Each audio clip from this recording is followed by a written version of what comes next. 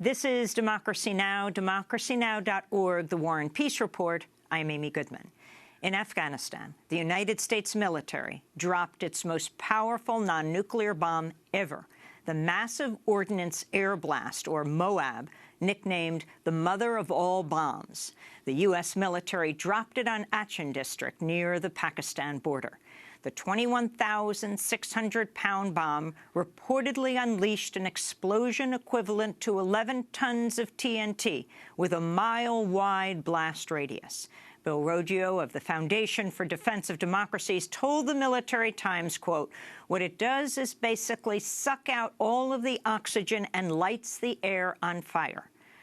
This is White House Press Secretary Sean Spicer. The GBU-43 is a large, powerful, and accurately delivered weapon. We targeted a system of tunnels and caves that ISIS fighters used to move around freely, making it easier for them to target U.S. military advisors and Afghan forces in the area. The United States took all precautions necessary to prevent civilian casualties and collateral damage as a result of the operation. Thursday's blast was so powerful, it shook the ground in neighboring districts. A parliamentarian from Nangarhar province told The Guardian the explosion killed a teacher and his young son. The U.S.-backed former president of Afghanistan, Hamid Karzai, denounced Thursday's attack. He said, "This is not the war on terror, but the inhuman and most brutal misuse of our country as testing ground for new and dangerous weapons." Mark Garlasco, a Bush-era Pentagon official, told The Intercept the weapon was built for use in Iraq but never used due to collateral damage concerns. At the White House, President Trump said he was very, very proud of those who carried out the bombing. Very, very proud of the people. Really another successful job. We're very, very proud of our military. Just like we're proud of the folks in this room, we are so proud of our military, and it was another successful event. Did you authorize it, sir? Everybody knows exactly what happened. And what I do is I authorize my military. We have the greatest military in the world, and they've done a job as usual. Democratic Congresswoman Barbara Lee of California said in a statement, quote, "President Trump owes the American people an explanation about his escalation of military force in Afghanistan and his long-term strategy to defeat ISIS." The U.S.-backed former president of Afghanistan, Hamid Karzai, denounced Thursday's attack. He said, quote, "This is not the war on terror, but the inhuman and most brutal misuse of our country as testing ground for new and dangerous weapons." We're going to turn right now to our guests, both in studio and also we'll be going to Kabul after break to speak to people in Afghanistan. We turn right now to Kathy Kelly, who is with Voices for Creative Nonviolence. She was twice nominated for a Nobel Peace Prize. We're also joined here in our studio by Wajma Usman, who is professor of media culture, communication at Temple University. She's a member of Afghan American Artists and Writers Association and co-producer and director of Postcards from Tora Bora. Let's begin with Wajma, your response to what took place. The largest bomb, non-nuclear, was dropped on Afghanistan, the largest bomb in the history of the world, outside the 2 atomic bombs that were dropped on Japan. Your thoughts?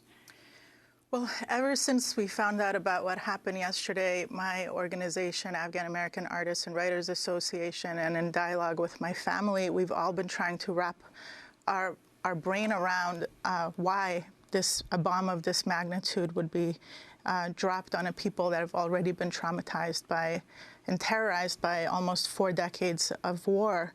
And it's partially because the war hawks are empowered by the Trump administration, and they call this psychological warfare, and it's back to the shock and awe, so overwhelm them with sheer firepower. But this isn't going to subdue ISIS or the Taliban. It's not going to subdue them into submission.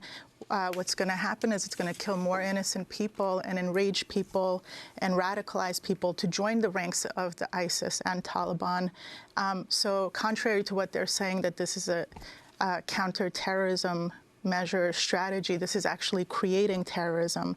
This is a big setback for peace. That's our mission with AWA. We want to make that clear. And it's a big setback for peace, not just in the region of Afghanistan and Pakistan, but globally. And it's a huge win for the war hawks and warlords, both in Afghanistan, Pakistan, and in the U.S. And I think what people don't realize is that ISIS and the Taliban have been losing support.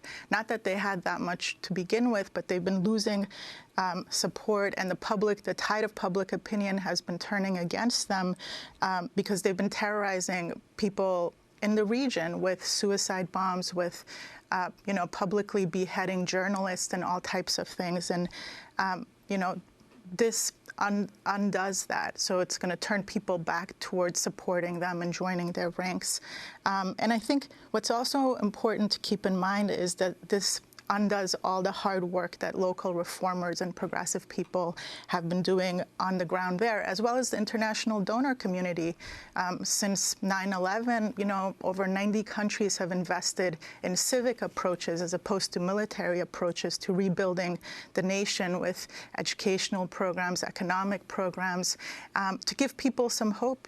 People there, just like here, want peace and security and want a better future. And so this thwarts the peace process that people have worked for, including the U.S. government. The U.S. government has successfully initiated many nation-building projects, including building the media sector, training media professionals, and once again, the economy and education. And this is a big blow and a big step backwards for everybody who's been working for peace in the region. Kathy Kelly, you're here in New York because you're on a hunger fast against U.S. militarism. You're protesting outside of the United Nations. But you just recently came back from Afghanistan. First, your response to the dropping of this, what the U.S. military as well calls the mother of all bombs, developed during the Bush years, but not used by President Bush or President Obama because of the massive concern about civilian casualties. It has a mile blast radius. Well, I think the mother of all bombs is really greed. It's greed on the part of the people who are just itching to pull the trigger and try out their latest, but to try it out over Afghanistan, a country where the air and the water are already so horribly contaminated. I mean, just having come back from Afghanistan, you wonder how people make it through those very harsh winters when the air is so terribly polluted. I mean, people brush their teeth and they're dealing with black saliva. The children in the refugee camps are going without breakfast, lunch, and dinner sometimes. Mothers weep and say, I can't feed my children. And now there will be more refugees because who knows what that bomb has done to the water. And sure, it's had a psychological effect. People are terrified. So it's a country that's already got 1.5 million refugees. Kabul is so filled with people who are unemployed and have no food that it's the children who go out and do the labor. 1.8 million are going to be pushed back into Afghanistan if Iran and Pakistan and Europe go ahead with plans to force people to go back. And so the United States has put $112 billion into non-military programs. But what can we see as the result of those programs? So don't we think this is going to feed, as Wajma has said, resentment and anger and a desire for revenge? And, where are all these guns coming from? It's the United States, according to C.J. Chivers in the New York Times a year ago, that bought probably 700,000 pistols, assault rifles, carbines, weapons into Afghanistan, and that's where the jihadist groups get their weapons. We're going to go to break and then come back to this conversation with Kathy Kelly, nominated twice for a Nobel Peace Prize on hunger fast against violence in front of the UN right now, as well as Wajma Usman, who is a professor of media, culture, and communication at Temple University. She is Afghan-American. And we're going to go to Kabul to speak with guests in Afghanistan. Stay with us.